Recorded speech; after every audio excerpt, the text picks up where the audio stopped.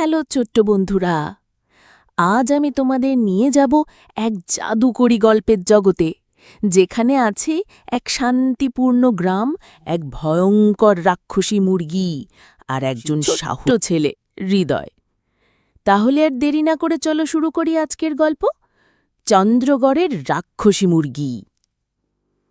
বহু কাল আগে পাহাড় আর নদী ঘেরা এক ছোট্ট গ্রাম ছিল চন্দ্রগড়।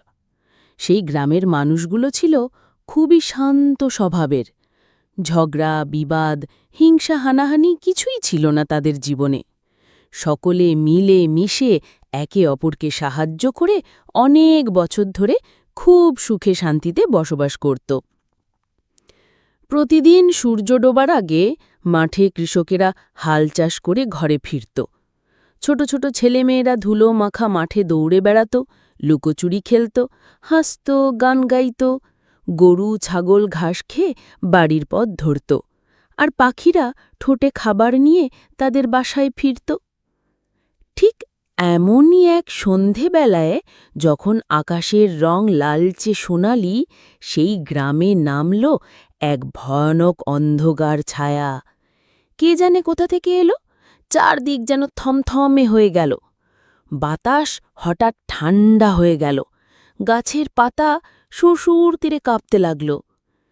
এমন সময় হঠাৎ গ্রামে প্রবেশ করল এক ভীষণ বড় বিশাল আকৃতির রাক্ষসী মুরগি।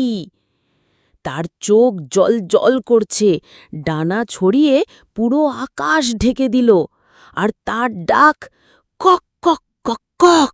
সে ডাক শুনেই গা কেঁপে উঠল গ্রামের।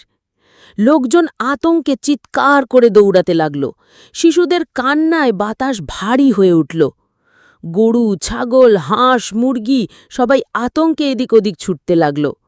রাক্ষসী মুরগিটা তখন শুরু করল তাণ্ডব।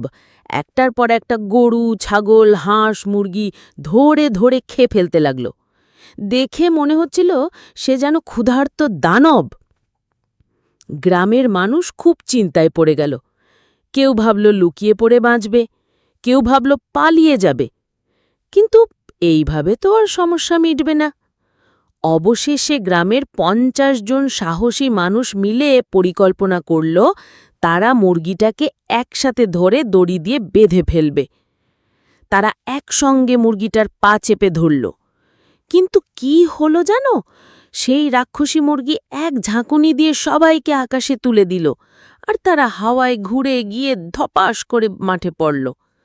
কেউ পিঠে হাত বুলাচ্ছে, কেউ হাঁটু ঘষে কাঁদছে। এই পুরো ঘটনাটা দূর থেকে দাঁড়িয়ে দেখছিল এক ছোট্ট ছেলে। তার নাম ছিল হৃদয়।